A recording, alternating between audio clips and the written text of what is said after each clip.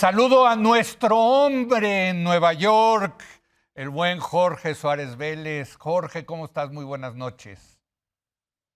Hola Leo, siempre con mucho gusto de platicar contigo.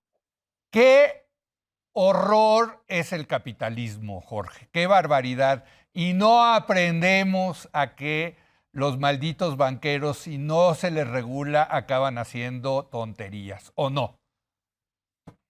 Mira, ya no sé, o sea, la verdad es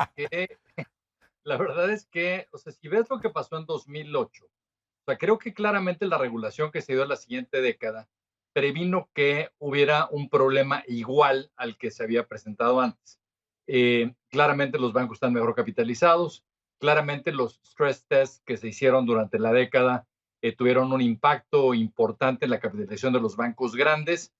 Algo que sí pasó, si tú recuerdas, en 2018 el gobierno de Trump decidió relajar estas medidas regulatorias para aquellos bancos que tuvieran menos de 250 mil millones de dólares de depósitos. Son Sí. exactamente lo que están tronando ahorita. Entonces, o sea, la regulación sirve. Ahora, lo que es un hecho aquí, Leo, y que creo que es quizá el tema más relevante, es que cuando tienes una década de dinero gratis, estas cosas van a pasar siempre. Pues O sí. sea, hay demasiado, se usó demasiado el crédito, entidades estaban financiando, digamos, flujos de negocios no necesariamente sostenibles puramente con crédito. Y lo que es un hecho también es que un alza en tasas de la magnitud y a la velocidad que la hemos visto, lo cual no tiene precedente, pues ocasiona esto. Es decir,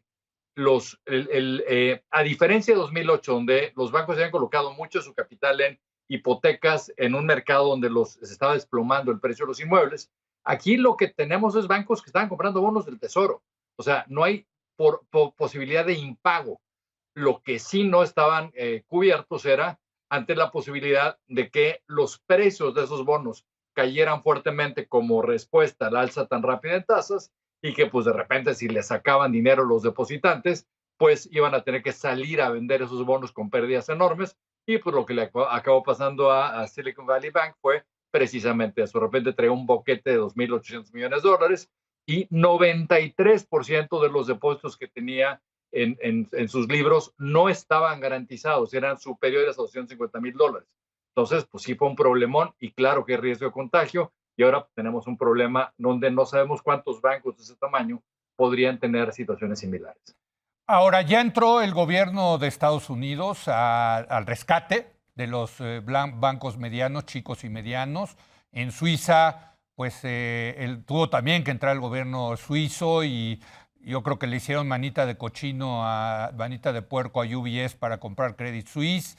En fin, otra vez, Jorge, este tema de que los bancos tienen, que el gobierno, que el dinero del contribuyente tiene que entrar para rescatar a estos bancos que tomaron malas decisiones. Y por cierto, también nos vamos enterando, hoy leía una noticia, de que días antes de que tronara esto, se estaban repartiendo bonos, préstamos, los ejecutivos. Bueno, eso es lo que enoja a la gente, Jorge. Mira, estrictamente el caso de Estados Unidos, todavía no hay recursos de los contribuyentes.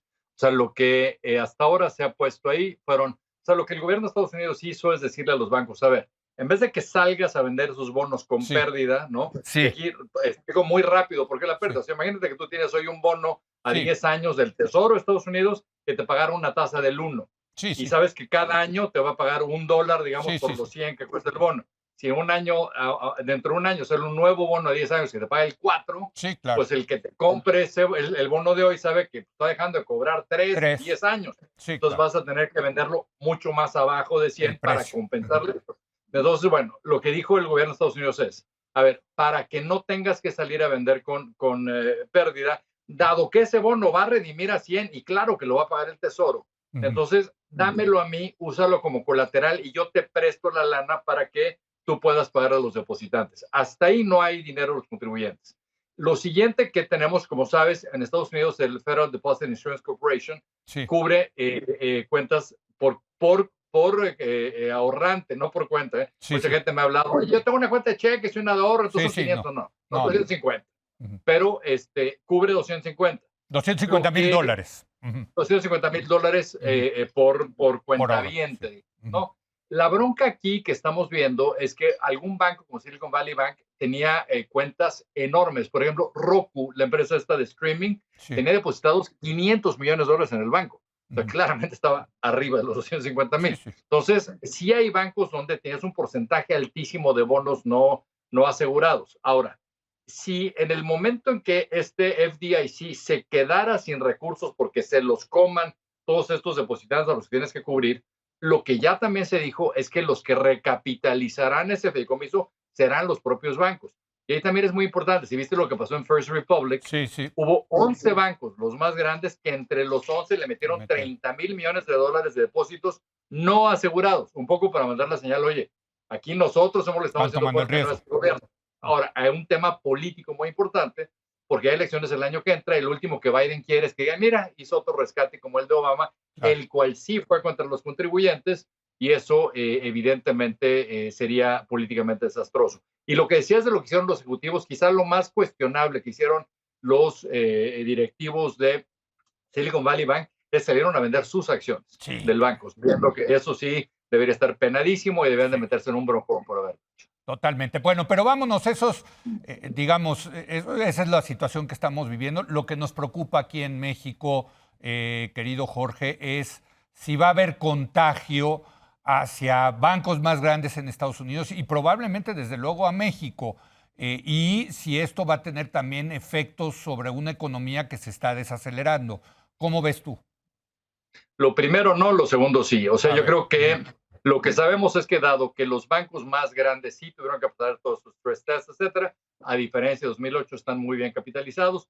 Hasta ahorita parecería que realmente ahí no hay riesgo. Y algo importante es que si ves todo el sistema, hay más de 50% de protección del FDIC, es decir, era inusual este 90 y tantos de Silicon Valley Bank. Usualmente Ujú. los bancos tienen mucho más protección. Entonces, hasta hoy pareciera que el contagio va estando contenido.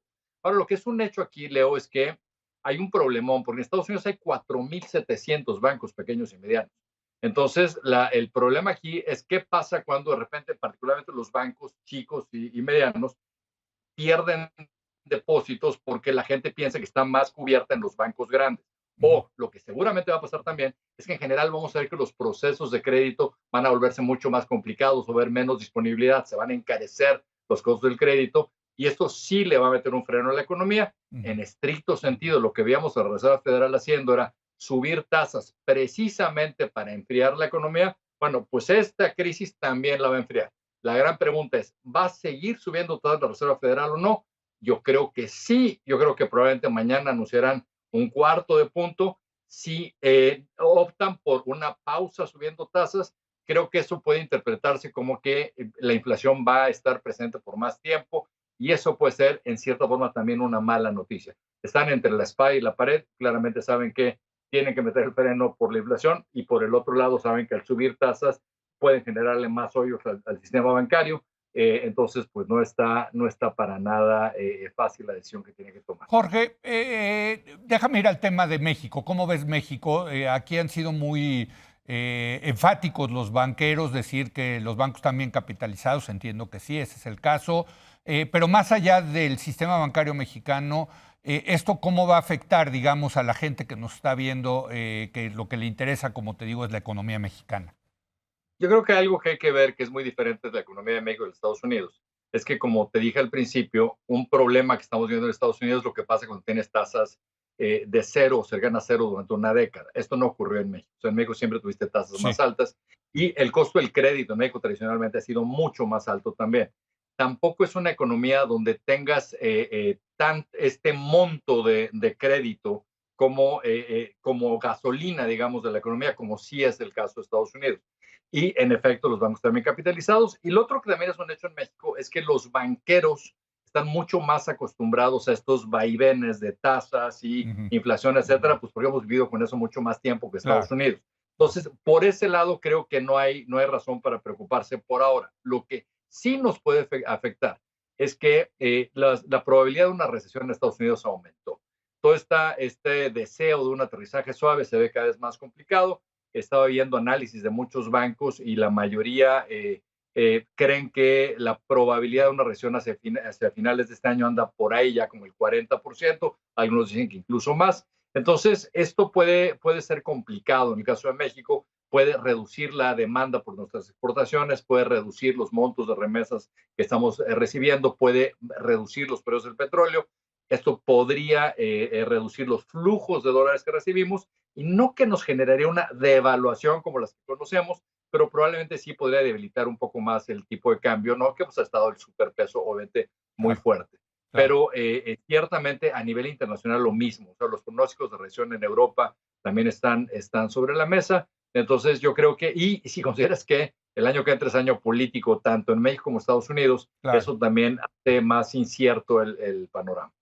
Déjame una última, me quedan 30 segundos, Jorge, te quisiera preguntar, en una escala de 0 a 10, ¿qué tan preocupado estabas antes de Silicon Valley, de lo que pasó con el banco de Silicon Valley, y después, qué tanto ahora estás preocupado en una escala de 0 a 10? Estaba preocupado, digamos, de la situación, o sea, no tenía siquiera en el radar un problema del sector financiero Sí. porque estaba muy bien capitalizado, como dije. Sí. Creo que este sí es un tema que la verdad no vi venir. Sigo sin entender cuál va a ser el impacto, por ejemplo, sobre bancos europeos Sí. y demás, lo cual todavía está por definirse. Entonces, te diría que no una preocupación altísima, pero un 4 sí. Y yo creo que particularmente esta desaceleración puede complicar cosas, hacer que sea más difícil para algunas entidades pagar el crédito que tienen, particularmente a costos más altos. Entonces, sí estamos en un momento incierto y las utilidades de las empresas claramente están comprimiendo también, costos al alza y demanda a la baja. Entonces, tuviste un ajuste en la bolsa por los múltiplos del mercado que bajaron, pero ahora puedes tener una siguiente fase del ajuste por utilidades comprimiendo. Entonces, creo que todavía estamos en una parte que va a ser no para asustarte, pero sí todavía complicado. Pero sí subió, digamos. Nuestro hombre de Nueva York sí se preocupó más con lo de esta crisis bancaria. ¿Sí? Sí, no como para perder el sueño, pero sí, tengo cosas del radar. Bueno, pues ahí nos avisas, nos echas un telefonazo cuando ya no estés durmiendo, querido Jorge. Gracias a nuestro hombre de Nueva York. Gracias a Jorge Suárez Vélez. Hacemos una breve pausa para hablar con Eduardo Salazar. Se cumplen 20 años. Fíjese usted, de la guerra, de cuando Estados Unidos le declaró la guerra a Saddam Hussein allí en Irak. ¿Qué ha pasado en esos 20 años? Pues nada menos que con Lalo Salazar. Él es el que conoce. Regresamos en un momento más.